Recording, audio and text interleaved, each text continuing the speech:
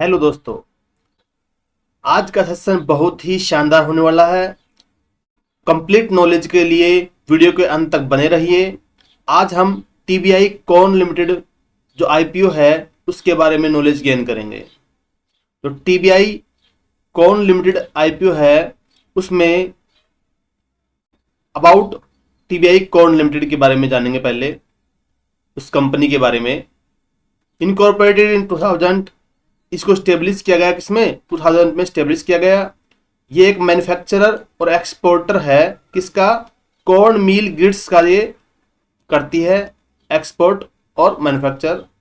ये एक ISO certified company है, आईएसओ सर्टिफाइड कंपनी है। और जो कंपनी है वो हाई क्वालिटी के जो है वो corn made grids related product है वो प्रोडक्शन करती है। और जो ये प्रोडक्ट हैं वो फैट फ्री होते हैं ग्रिड्स, जैसे कॉर्नफ्लेक्स है, स्टोन फ्री ब्रोकन अमेज है, कॉर्न फ्लोर है, टर्मरिक फिंगर है। ये सभी इनका सेल करती है प्रोडक्शन करके। और जो ये जो प्रोडक्ट है वो केमिकल विदाउट केमिकल यूज किए हुए उनको मैन्युफैक्चर करती है। और कंपनी है वो डिफरेंट जो यहाँ पे है कंट्रीज हैं जहाँ पे एक्सपोर्ट भी करती है। दुबई है, ओमान है, जॉर्डन है, साउथ अफ्रीका है, वियतनाम है। और जो कंपनी है के पास 31 दिसंबर 2023 है 48 जो एम्प्लॉयज थे उस टाइम में। तो यहाँ पे जो कंपनी के हम बात करें कि जो प्रमोटर्स हैं, कंपनी के जो प्रमोटर हैं यहाँ पर हमारे पास वो हैं यहाँ पे मिस्टर योगेश लक्ष्मण राजहंस हैं और मिसिज आशा लक्ष्मण राजहंस हैं। और शेयर होल्डिंग प्री इशूज है 76.65% और शेयर होल्डिंग पोस्ट इशू है 57.71%। अब इसके बाद जो हमारी जो कंपनी है वो क्यों आईपीओ लॉन्च करना चाहती है, मींस जो मनी ये कलेक्ट करेगी आईपीओ के थ्रू तो उसको कहाँ ये यूज करेगी उसके बारे में objects of the issue of TBI corn IPO objectives हैं। एक्सपेंशन ऑफ एग्जिस्टिंग यूनिट, जिसके पास जितनी यूनिट है उसका एक्सपेंशन करना चाह रही है, मतलब ये और यूनिट स्टेब्लिश करना चाह रही है। To meet the incremental working capital requirement, इसको वर्किंग कैपिटल रिक्वायरमेंट की जरूरत है तब भी ये इसको यूज करेगी वर्किंग कैपिटल में। और जनरल कॉर्पोरेट जो पर्पज है, सामान्य जो यूज होते हैं उनमें भी इसको यूज करेगी। तो अब जानते हैं इस आईपीओ के बारे में कि कब स्टार्ट होगा, ये कब यह है। देखो टीबीआई कॉर्न आईपीओ डिटेल्स हैं। आईपीओ जो है 31 मई 2024 से लेकर के जून 4 2024 को ये जो है इवनिंग में 5 o'clock तक आप इसको परचेज कर सकते हो। जो यहाँ पर हमारे पास जो फेस वैल्यू है इसकी वो 10 रुपीज है। जो प्राइस बैंड है वो 90 से लेकर के और 94 तक है, मतलब फिक्स प्राइस नहीं है, 90 से 94 तक के बीच में ये अलॉट होगा प्राइस।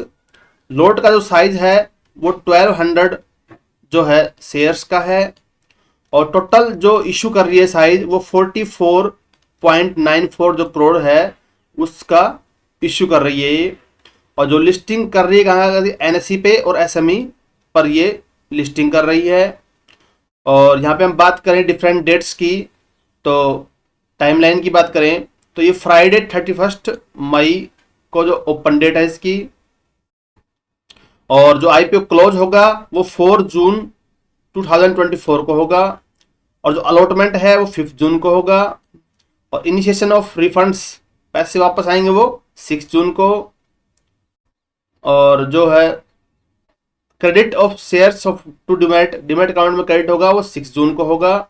और लिस्टिंग डेट क्या है इसकी, 7 जून फ्राइडे है। और cut off time for the UPI mandate confirmation मिलेगा इसमें 5 PM जो जून 2024 है उस टाइम में इसका मिलेगा हमें।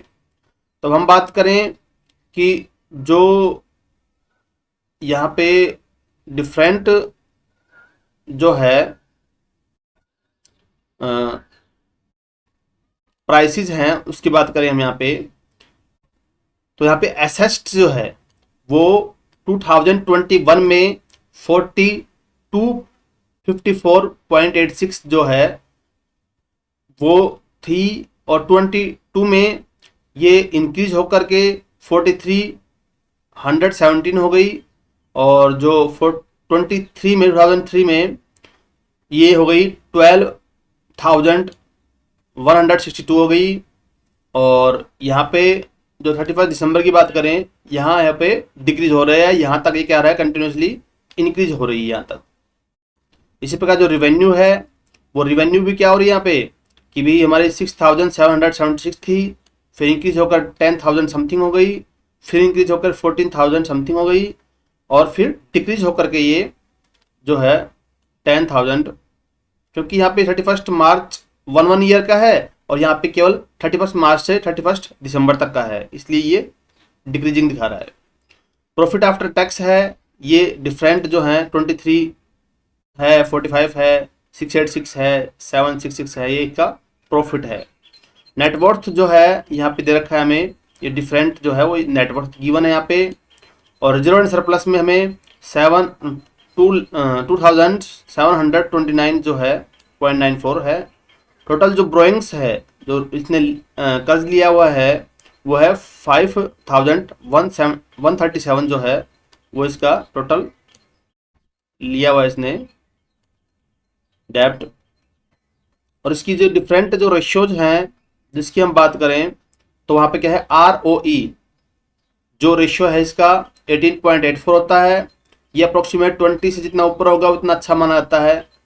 ROCE ये भी 20 से जितना ऊपर होता है अच्छा माना जाता है, इसका 18.65 है।